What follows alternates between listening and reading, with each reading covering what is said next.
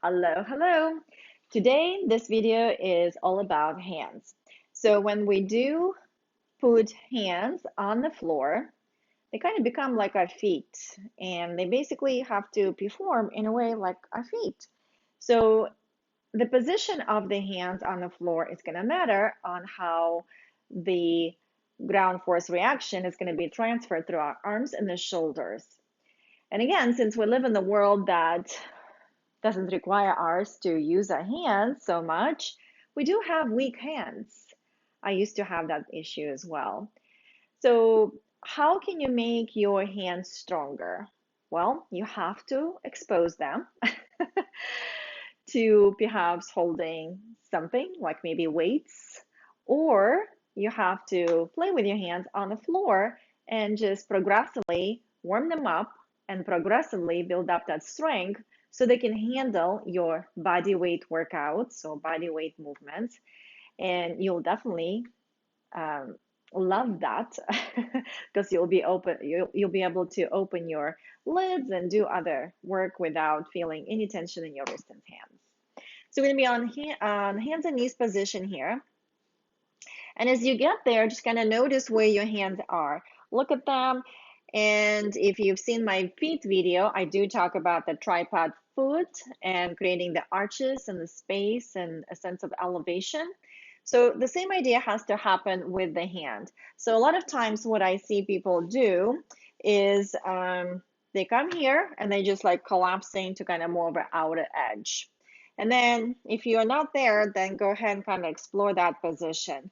And just notice how my back muscles, like back chain, is not quite easily engaged. Because really, I would like to reach through here, and I'm just more or less collapsing there. And then I don't really see too many people going this way, but you can kind of explore that and notice. So let's try to create a sense of distributing the weight evenly between the outer and the inner portion of your palm, just like the foot or the ball of the foot. So see if you can play with an idea of connecting with your big toe, the thumb side, and then the pinky side.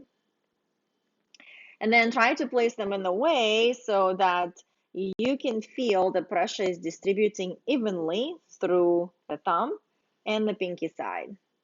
And you feel a sense of engagement all the way from the back of the shoulder to the pinky, kind of reaching through, and from the thumb side to the chest, kind of pulling in. All right, and then we want to create that sense of elevation, a sense of arch. Because if we're here on our hands and we're just pressing actively through the fingers, that's a lot of work for the hands and wrists. That's not going to be a very stable position. Just like with the feet, when we lose our arch, we have a sense of collapse. So the same idea here, and the movement I like to do is just kind of slide your fingers up and create that active arch. So I'm not bending through my knuckles. I'm just really trying to create the dome, which is again kind of like the arch of the foot. And I'm creating that dome without losing the connection from the outer and inner portion that we just established a base from. Okay. So, and then from here, see if you can create that sense of doming. So I'm placing my even distribution of weight between outer and inner, and I'm creating a little bit of doming. So that creates a sense of lift and connecting me to the back and the front.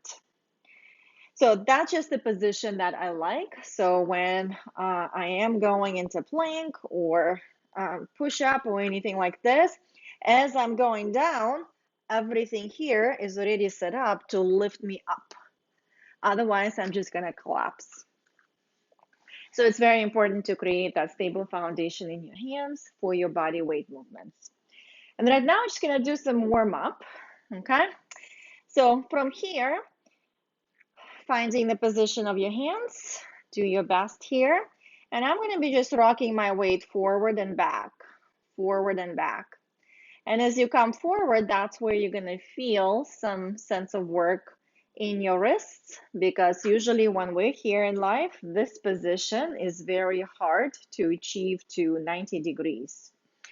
All right, so, and then go ahead and come forward and then stay there, hold, just find the position that you can hold, and then release. And now we're gonna go to the opposite. So you may have to come a little bit closer. So, and see if you can come as close as you can with your back of the hands into the floor. And then you can see your arms are rotating here. So your shoulders will be rotating. And then you're going forward and back. So this way, as you go back, that's where you're going to feel that stretch in the back. And then hold again.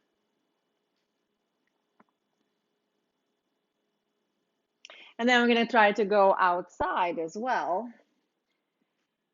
So can you walk? And as I am establishing a contact with the floor through my hand, I'm still trying to work on that even distribution of weight between outer and inner. And then can you go to one hand more than the other? So it's just like that balancing that we experience in our feet.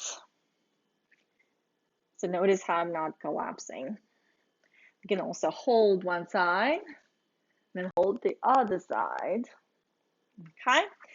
And from here, you can also work a little bit on finger stability. So I'm not just collapsing into my fingers, I'm creating that pull. And again, rock forward and back, rock side to side, maybe doing some circles. Just really trying to see if you can use the tips of the fingers to push and pull at the same time.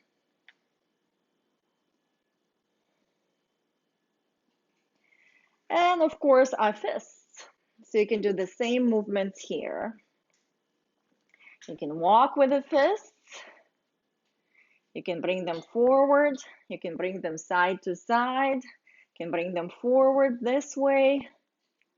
You can also walk and notice how that feels. I'm still resisting, so I'm not just collapsing into my wrists and hands. Okay. And then just do a little bit of fun walking. Here is our karate chop. Here is our palm chop.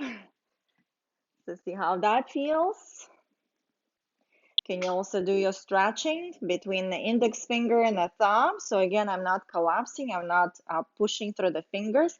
I'm trying to create that stretch. Can I walk this way?